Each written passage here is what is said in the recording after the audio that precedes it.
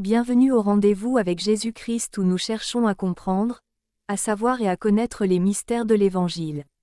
Bonne écoute. Nous vous saluons au nom puissant et glorieux de notre Seigneur et Sauveur Jésus-Christ. Que la paix de Dieu qui surpasse toute chose soit votre partage en Jésus-Christ. Nous sommes à notre programme Les Rendez-vous avec Jésus-Christ.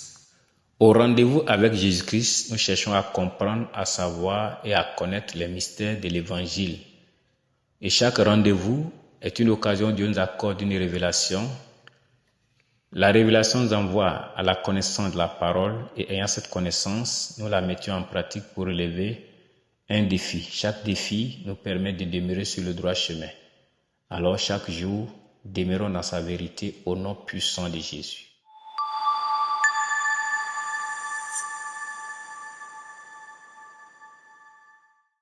L'entretien de l'âme est une chose importante dans la marche en Jésus-Christ. Car, comme vous le savez, la parole nous fait comprendre que dans les derniers temps, il y aura des moments difficiles. Et ces moments difficiles sont exploités par l'ennemi pour entraîner les hommes dans des soucis, dans des inquiétudes, dans des amertumes, dans beaucoup de sentiments désagréables qui poussent les humains souvent à ne point se contrôler et à ne point se disposer. Or, le chrétien en Jésus-Christ souvent oublie qui il est, oublie même qu'il marche avec le Seigneur et qu'il est dans le Seigneur. Et Satan l'entraîne, oui, à se plaindre. Pourquoi caches-tu ta face? Pourquoi oublies-tu notre misère et notre oppression? Car notre âme est abattue dans la poussière, notre corps est attaché à la terre. Vous voyez, une plainte comme si Dieu avait abandonné, oui, ses enfants. Et aujourd'hui, nous sommes tous dans cette situation à des moments donnés, face à certaines réalités, face même à des épreuves que Dieu permet pour glorifier son nom dans nos vies. On se laisse entraîner par l'inquiétude des soucis et nous doutons. Nous demandons si Dieu est là. Que ma prière parvienne en ta présence. Prête l'oreille à mes supplications. Car mon âme est rassasiée de maux, et ma vie s'approche du séjour des morts. Aujourd'hui, nos plaintes sont plus nombreuses que nos reconnaissances que nous devons à Dieu pour ce qu'il fait pour nous.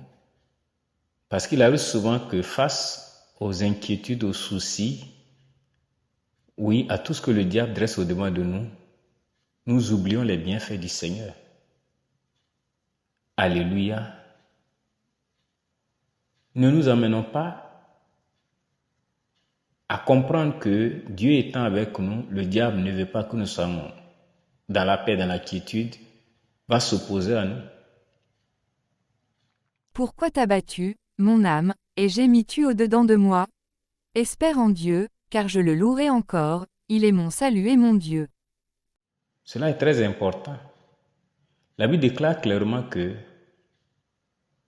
la chair est faible et l'esprit est disposé. Or, étant dans le monde et n'étant pas du monde, notre chair voit plus les réalités de ce monde et se laisse emporter dans des sentiments qui affectent notre âme. Ainsi donc, notre âme est comme abattue au-dedans de nous. Nous sentons dans une désolation. Je dis à Dieu, mon rocher, pourquoi m'oublies-tu? Pourquoi dois-je marcher dans la tristesse, sous l'oppression de l'ennemi? Mes os se brisent quand mes persécuteurs m'outragent, en me disant sans cesse, où est ton Dieu? Tous nous passons par ces situations. Or, c'est un plan de l'ennemi pour ne pas que nous puissions entretenir notre communion avec le Seigneur. La Bible dit que nous avons été rachetés à un grand prix. Donc, nous ne sommes plus sous l'emprise et sous les pensées des esprits qui nous contrôlaient. Tous. L'homme bon fait du bien à son âme, mais l'homme cruel trouble sa propre chair. Si l'esprit en nous, c'est que nous sommes bons. On doit faire du bien à notre âme. Proverbe 11, le verset 17. L'homme bon fait du bien à son âme. Cher frère, est-ce que tu es bon? Alors fais du bien à ton âme. N'entraîne pas ton âme dans les soucis, dans les inquiétudes, dans les douleurs, dans le chagrin.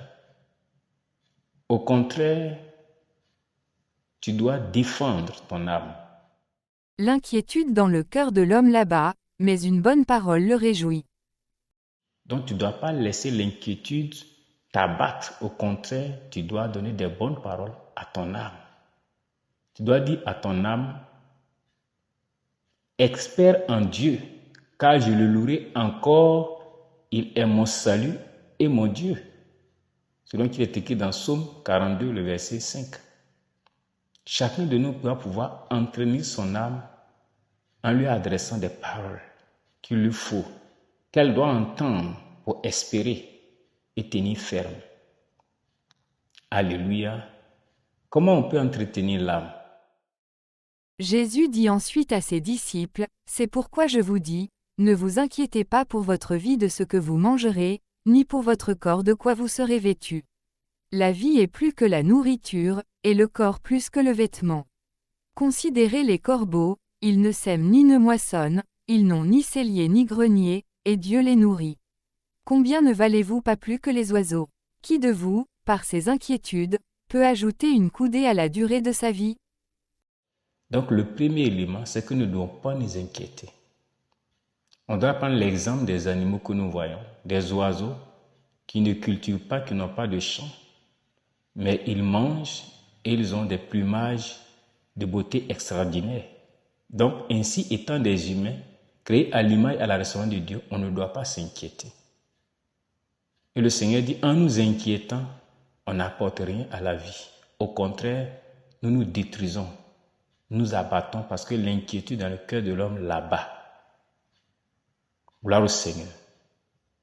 Deuxièmement, pour entretenir l'âme, nous devons pouvoir maintenant faire quoi? Garder notre cœur plus que toute autre chose. C'est donc qui est écrit dans Proverbe chapitre 4, le verset 23. Garde ton cœur plus que toute autre chose, car de lui viennent les sources de la vie. C'est de ton cœur viennent les mauvaises pensées, les soucis, les inquiétudes, les amertumes. Alors tu dois garder le cœur plus que toute autre chose. Ainsi tu seras en train d'entretenir ton âme. Alléluia. Le troisième élément, c'est que en gardant son cœur, il faut maintenant veiller sur sa bouche. Celui qui veille sur sa bouche garde son âme, celui qui ouvre de grandes lèvres court à sa perte. Tu dois garder ton âme en veillant sur ta bouche, ce que tu dis. Les yeux de l'Éternel sont en tout lieu, observant les méchants et les bons. La langue douce est un arbre de vie, mais la langue perverse brise l'âme. Tu ne dois pas avoir, oui, la langue de perversion. Tu dois avoir une langue qui donne des paroles douces. Tout ce que vous voulez que les hommes fassent pour vous, faites-le de même pour eux, car c'est la loi et les prophètes. Il faut que nous puissions nous adresser des paroles douces aux autres pour que les autres aussi nous adressent des paroles douces. Mais si nous laissons emporter par la violence verbale, c'est vrai que aussi nous entendrons des paroles violentes qui vont nous amener dans des sentiments d'aigreur, de colère et bien d'autres. Alléluia. Tu dois savoir parler. Les paroles agréables sont un rayon de miel, douces pour l'âme et salutaires pour le corps. Les paroles agréables. Est-ce que tu fais sortir des paroles agréables de ta bouche? Gloire au Seigneur. Le troisième point est très important. Savoir parler. Alléluia. Savoir veiller sur ta bouche. Que Dieu bénisse ta parole au nom de Jésus. Le quatrième point, c'est que le Seigneur nous fait comprendre que nous devons nous décharger sur lui de tous nos soucis. 1 Pierre chapitre 5, versets 6 à 8. Humiliez-vous donc sous la puissante main de Dieu, afin qu'il vous élève au temps convenable, et déchargez-vous sur lui de tous vos soucis, car lui-même prend soin de vous. Soyez sobre, veillez. Votre adversaire, le diable, rôde comme un lion rugissant, cherchant qui il dévorera. Donc tu dois pouvoir te décharger sur Christ si tu veux veiller sur ton âme, entretenir ton âme dans la quiétude, dans la paix. Tout ce qui est fardeau, tu dis Jésus, tiens, tu dois te libérer. Mais il y en a qui préfèrent les porter, murmurer, se plaindre. Ça et là, dans l'incapacité d'apporter la solution, mais ils ne veulent pas se séparer. C'est mauvais. Tu es en train de te détruire. Alléluia. Gloire au Seigneur. Tu dois pouvoir te décharger sur Christ. Cela est très important. Ne fréquente pas l'homme colère, ne va pas avec l'homme violent. De peur que tu ne t'habitues à ses sentiers, et qu'il ne devienne un piège pour ton âme. Donc cet élément aussi est très important.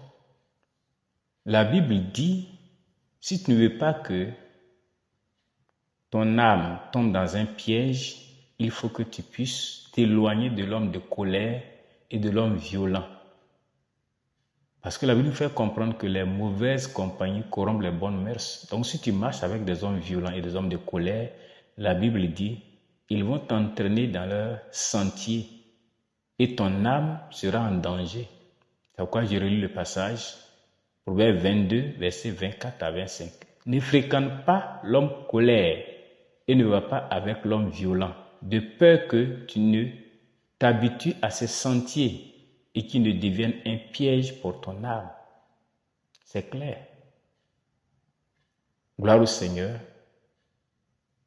Ce sont des éléments très importants qui doivent nous aider à savoir entretenir, oui, notre âme, savoir vivre pour être en paix en nous-mêmes et pouvoir être dans une discipline, pour être en communion avec le Seigneur. Car quand l'âme est troublée, quand l'âme est dans l'inquiétude, quand l'âme est dans les soucis, dans les chagrins, il est difficile de se disposer et de prier sincèrement. Alléluia. Le 6e point, c'est que la Bible nous dit, on doit être joyeux. Un cœur joyeux est un bon remède, mais un esprit abattu dessèche les eaux. Un cœur joyeux, c'est un bon médicament pour l'âme, pour le corps. Alléluia. Parce que la suite du verset dit, mais un esprit abattu dessèche les eaux. Vous voyez? Donc un cœur joyeux permet d'être en bonne santé. Donc quand ton cœur est joyeux, tu es en train d'entretenir ton âme. Alléluia, c'est merveilleux. C'est pourquoi la Bible dit de nous réjouir dans le Seigneur. On doit se réjouir en Jésus-Christ. Philippiens chapitre 4, le verset 4. Je vous le répète, réjouissez-vous dans le Seigneur. Mais nous laissons emporter par le monde et les choses du monde et nous sommes dans l'inquiétude, comme si nous sommes perdus, marchant avec le Seigneur. Non, nous ne sommes pas perdus. Tu n'es pas perdu, mon frère, tu n'as pas perdu, ma soeur. Il y a de l'espoir, il y a un Dieu en qui tu as cru qui est vivant, qui est ressuscité des morts. Il vit au siècle des siècles. Alléluia. Gloire au Seigneur. Le 7e élément nous amène maintenant à pratiquer la parole, à vivre la parole.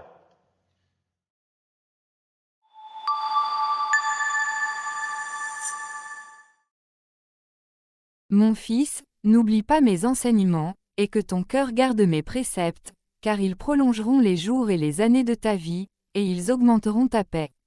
Que la bonté et la fidélité ne t'abandonnent pas, lis-les à ton cou, écris-les sur la table de ton cœur. Ne sois point sage à tes propres yeux, crains l'Éternel, et détourne-toi du mal. Ce sera la santé pour tes muscles, et un rafraîchissement pour tes os. Ses voies sont des voies agréables, et tous ses sentiers sont paisibles. Mon fils, que ces enseignements ne s'éloignent pas de tes yeux, garde la sagesse et la réflexion, elles seront la vie de ton âme, et l'ornement de ton cou. Alors tu marcheras avec assurance dans ton chemin, et ton pied ne heurtera pas. Si tu te couches, tu seras sans crainte, et quand tu seras couché, ton sommeil sera doux. Alléluia. On doit entretenir l'âme par la mise en pratique de la parole de Dieu.